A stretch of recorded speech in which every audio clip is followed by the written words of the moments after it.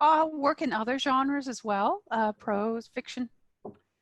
I mainly write in poetry, but with crossing into haibun, I find myself writing more prose. There was a time when I was a little bit stuck on what to write about, so I devised a schedule for myself. In the morning, I would get up, make a pot of coffee, sit down. Then there was a website called Drabbler, and what they wanted you to do, a Drabble is 100 words. So the screen was set up, and it would count each word as you typed it in. So every morning, I would write a Drabble, whether it was good or not. And the people on that website were very kind. They would always comment on what worked, what didn't work.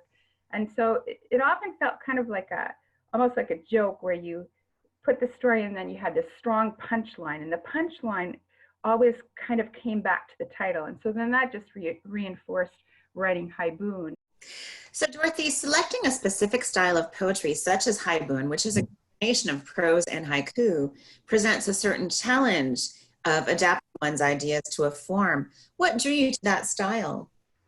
Well, it's funny because I took an online course with Patrick Lane, and one of the assignments was to write a haibun, and I just sucked at it. It was awful. And then I thought, well, I could write a haiku, and I practiced that. And then at that point was when I was writing the Drabbles. And so because I wrote them every day, I had over 100 of them. I start to get better at the prose writing, and then it became a real challenge to try and put that little hook of the haiku at the end.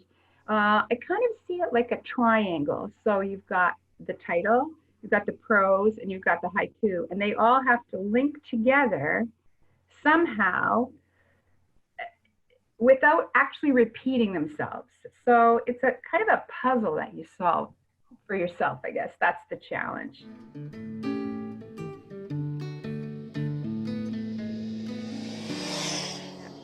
Yeah, that was one thing that Patrick Lane, and I know other poets have said it too, you have to kind of think of this as that, this is that. And so your similes and metaphors, you try and construct them in such a way that you get a better understanding of what grief is and how you can deal better with grief. So at one point, my younger son had shown me something that was posted on the net somewhere. A Michigan farmer, after a rainstorm, had these apples in his orchard that had been totally encrusted by ice.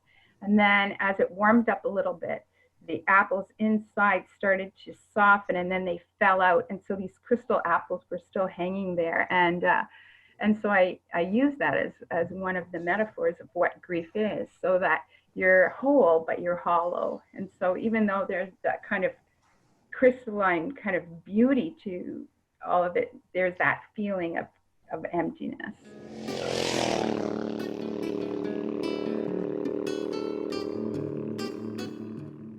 Yeah, it's interesting too, though, if you're really aware of things that are going on around, and I guess it's kind of a purposeful noticing. And so at one point, our daughter-in-law, she's from China, her uncle sent us a gift, and they were the most incredible things. In fact, later I had to look it up on the internet because I wanted to know more about it. But there's a part of China where they grow these incredible mandarin oranges. And so what happens is they're hand-picked, and they hollow them out, and then they put the tea inside, and then they put them out into the sun to dry, so that you have this little pouch that's orange peel on the outside and tea on the inside. And then it's called ganpu, and so then you make the tea.